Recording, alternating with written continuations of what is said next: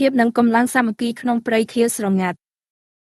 កាលពីព្រេងនាយនៅក្នុងព្រៃដ៏ខៀវស្រងាត់មួយមានសត្វកុកសមួយក្បាលឈ្មោះសនិងមិត្តសម្លាញ់របស់វាគឺប្រើស្នែងបែកមួយក្បាលឈ្មោះប្រាស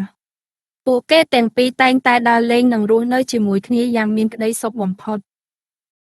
លុះដល់រដូវប្រាំងចូលមកដល់កម្ដៅព្រះអាទិត្យចាប់ផ្ដើមក្ដៅខ្លាំងធ្វើឲ្យស្មៅក្រៀមស្វិតហើយទឹកក្នុងស្ទឹងក៏ចាប់ផ្ដើមរាងស្ងួត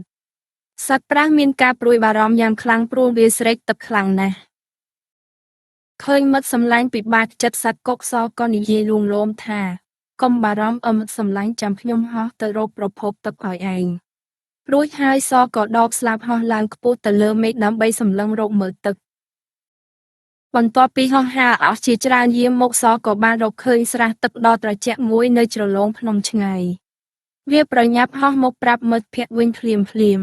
ប្រាសក៏ដើរតាមការណែនាំរបស់សរហូតដល់បានឃើញទឹក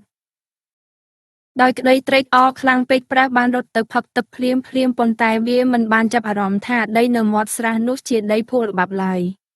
រំពេចនោះជើងរបស់ប្រាសក៏បានលិចចូលទៅក្នុងភក់យ៉ាងជ្រៅជួយផងជួយខ្ញុំផងប្រាសស្រែកហៅរកជំនួយសក៏ប្រញាប់ហោះចុះមកហើយព្យាយាមប្រើចំពោះរបស់វាទាញស្នែងរបស់ប្រាសប៉ុន្តែប្រាសមានទម្ងន់ធ្ងន់ពេកសមិនអាចទាញរួចឡើយសដឹងថាខ្លួនម្នាក់ឯងមិនអាចជួយមិត្តបានឡើយវាសម្រេចចិត្តហោះទៅរកជំនួយវាបានជួបសត្វស្វាមួយក្បាលឈ្មោះហានសនិយាយថាហានជួយមិត្តប្រាសផងគេកំពុងជាប់ភក់ហើយបន្ទាប់មកពួកគេក៏បានជួបសត្វទន្សាយឈ្មោះចន្ទ្រាបានឮដំណឹងនេះក៏ស្ទល់លោតយ៉ាងលឿនតាមសនិងហានទៅកាន់ស្រះទឹកដើម្បីជួយសង្គ្រោះសត្វប្រាស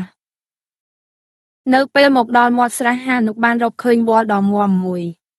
ហានុបានយកវល្លិទៅរុំជុំវិញស្នែងរបស់ប្រាសហើយចាប់ផ្ដើមទាញដោយអស់ពីកម្លាំងកាយចិត្តដោយមានចន្ទ្រានិងសជួយលើកទឹកចិត្តនិងផ្ដល់កម្លាំង